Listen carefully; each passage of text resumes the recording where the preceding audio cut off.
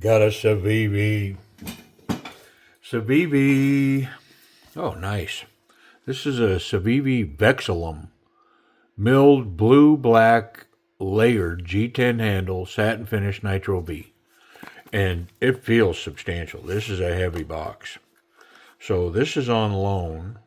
This is an open box item from Timber's Edge.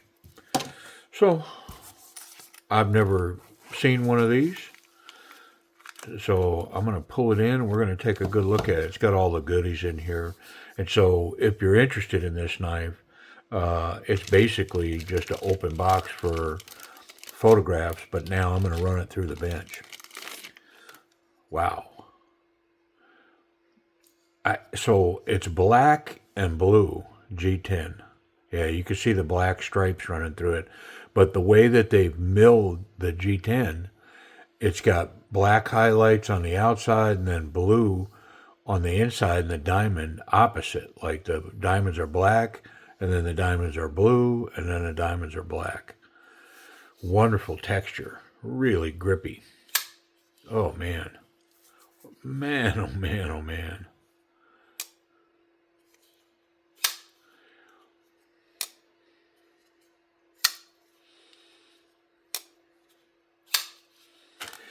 Yeah, I mean, wow. Wow.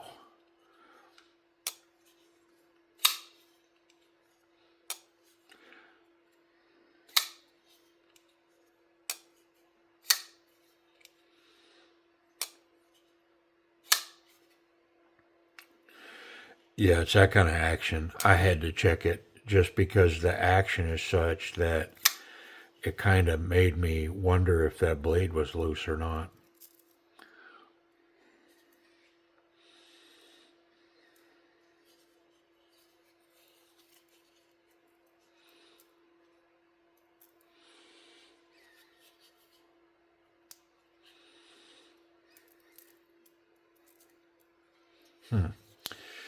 Yeah, buddy. I mean, wow. Wow. Let me look at this grind. Big, tall, flat grind, Nitro V. The Nitro V is billboarded on the blade. Just the tiniest little letters right there. And that's really it, except for the Civivi logo and the pivot. I mean, maybe they get it finally that that's enough. Like a lot. Hey, listen, I've had a lot of comments when I talk about this where it says, "Well, I'd like to know what the blade steel is." Okay, so there it is, and then the simple Civivi logo. I dig it. Yeah, yeah, buddy. Man, let's get in this thing. I mean, wow. Kind of makes me wonder why I'm going to get in it because it's running to perfection, man. I mean, the knife looks clean. It's running wonderfully. Might have to take that pocket screw, the top one. I'm gonna say yeah. Uh, there it is. It's hiding over here. Yeah, that released everything right there. Yeah, I mean, it's kind of dry in here, so we'll put a little lube on it. I am going to just wipe it down. We'll shine this up on the inside. Now, oddly enough, there's a little bit of oil back here on the G10 backspacer. See it? And under it. It's like, and I have it happen to me. I mean, I'll clean a knife up, put a little bit on the bearing, and at some point, man, I'll open that knife up and it'll just have oil in the oddest place. It's like, well, how did that get there? It's weird. Look at all the skeletonizing. And yet, it's still a hefty piece. But I know why. It's because that blade is a behemoth. Yeah, this is a large knife. Yeah, look at that shine up. And this has got, some of my favorite stuff that Civivi does. It's that little extra touch. They bead blasted the edge of the liner, and you can see it kind of frosts it on the inside, on the edge, but it gives it that, I don't know, that bead blasted look on the edge of those scales, the part that you can see. And to me, it makes it look like raw titanium. It's a good look, though. I like it. It's definitely a finished look. I dig it, man. I think it's slick. And they don't have to do that. I mean, like, they could get away with not doing it. Like, nobody would look at this knife and go, "Oh, they didn't do it." I mean, I might, but yeah, solid stuff, man. Good looking knife. It's got a lanyard pin, so you can put a lanyard on this big bad boy.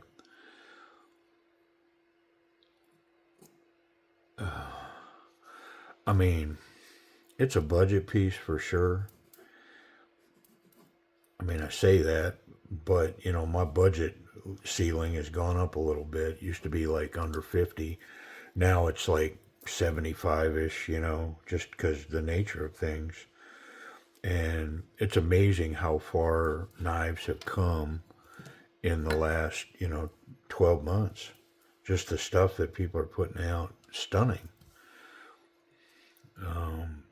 The pivot is captured, but it's captured with the little nib in the scale, and then it's got a little cutout on the pivot, which I think is a little genius way to do that. And they work wonderfully. Yep. Let's see, we're recessed, so I'm going to go there. I'm going to pull my stop pin, put it down below.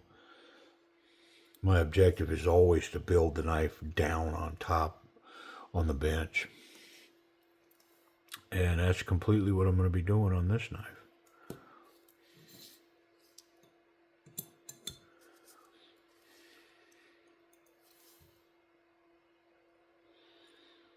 A little bit where the detent ball runs.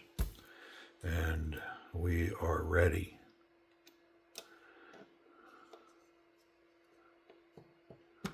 There it is. Yeah, I didn't even consider messing with that action. Didn't look at it. When the thing runs like a dyno tuned,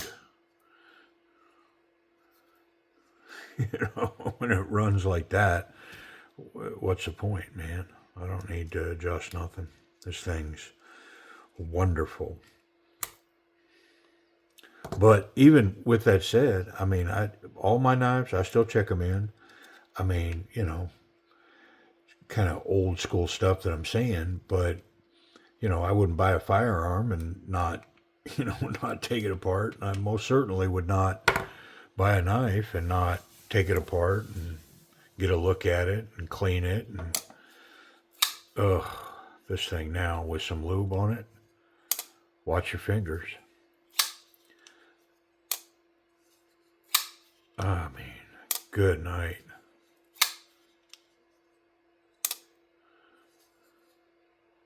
See if I can fail it. Yeah, I thought I could. It's because the blade is so heavy. I mean, let me try it this way, because now the momentum of the blade, will it bring it around? Yeah. Yeah, I mean, the action is so smooth that it's bouncing off the bottom, just with gravity.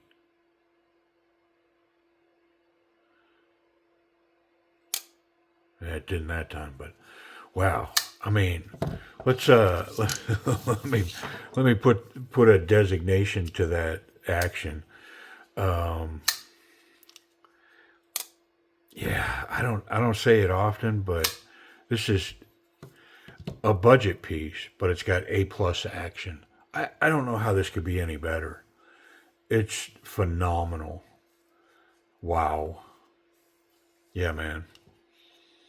And it's strictly a budget piece, but The thumb stud is wonderful. It's this cool little milled button, and it's very comfortable. It's not too high on the knife. It's not too low. It's just right where my thumb would go, and bang. Wonderful. The Spidey Flick, same thing. Just right where my finger goes. So smooth. The detent is, I may knock it back to an A, and we'll see right here. Yeah, I'm gonna call it an A. Is this bad?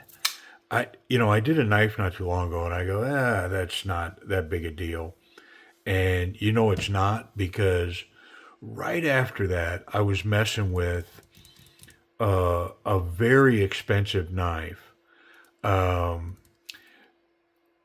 a super expensive knife, but it was. You know what? I'm gonna just show you. Ta-da! Yeah, look at this thing. So Doug Ritter Hogue. I mean, these ain't cheap, man. Right? Really nice knife. Very nice. And look at that. I mean, this is a couple $100, I think. Maybe, is it pushing 300? I don't know. Maybe it's 200. But made by Hogue, it's an exceptional knife. It really is an awesome knife. Ergonomics, steel. I think it's in Magna Cut. And I was thinking about this from the other video, and I thought, because I said, well, it's not that big of a deal. And I thought, well, I have a nicer knife that does that. And it dawned on me that it was this knife. So I dug it out just to prove it to myself. I was like, oh, yeah, that's it. Just the bottom end detent on this is lacking, man. And yet, would I rate this not a good knife? Absolutely not. It's an amazing piece, man. These are just as good as they get. Really nice. So I'm going to come back to the Civivi. The fact that I can shake that blade out, I mean, I'm still going to give it an A. But it begs the question, should I take a point away for the fact that I could do that? I don't know, man. Because it's not coming out in the pocket, right? Like, I have to intentionally get a little low and sling it, okay? I'm going to leave the A plus on it. I'm going to do it. I don't care. When they come for me, just remember, y'all, I stood my ground, and they may come for me now. Yeah, the action on this thing, the access to the lock bar, this is lowered, and then they put some really nice jimping and scalloping on that, so it's very intuitive and very light to reach in and grab it, and whoop, just smooth as silk, locked up, tight as can be. This thing, come on, man. Ergonomics. So, yeah, wonderful grip. The texture in the G10, ready? Yeah, it's really grippy. The diamond pattern that's milled in there. And so very grippy. The pocket clip disappears in there. Nice jimping for the thumb. I can push past it, but barely. Almost combat jimping. Yeah, wonderful grip here. I can get here for detailed work. And then, of course, if you're a choke up, if you dig getting up in that choil like that, you're going to love this piece because, man, this knife has got that grip all day long. I'm not particularly a fan. I'd rather have the blade extended and just have this part back here.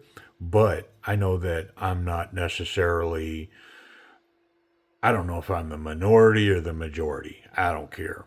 But this grip is definitely here. If you're down for this, it's in there. And it's wonderful. It's got a great Pacol reverse grip. I can cap that. You talk about a beast coming in, boom, with a hammer grip. And then this reverse grip's here as well. You can cap it with the thumb. Wonderful. Yeah, man. This piece it's just punching its ticket way above its pay grade. I say that, but I'll go look and it'll be $125. I don't think so, but we'll see. The pocket clip just smooth and runs all the way. Very nice. It's gripping perfectly on this thicker, doubled up material. I fear it's going to be a little light on standard jean size material, especially for the weight of the knife. I think it could use some tension. I think it's holding on. It's probably because of the diamond shape, but it would be easy to put a little tension on this, pull the clip off. It's not reversible, but pull it off. It is recessed with recessed screws. And so it'd be super easy to adjust that. Just pull those screws, squeeze that together a little bit, and you could put a little extra tension on it. Man, oh man, is this thing nice. Let's check it for safety. Make sure we don't have any blade contact anywhere. Yeah, we're safe through the back of the scales, and the tip is well recessed down in there. So the clip's good, tip's good, and I can handle this knife any way I want, and I'm not going to catch the sharp part. And that big, tall, flat grind, this thing should be sharp. Let's see. See it following the arc of that paper? Yeah, come on, man. That's crazy sharp. Good stuff. I mean, the only thing left is price. We already know availability. This is on loan to me from Timber's Edge.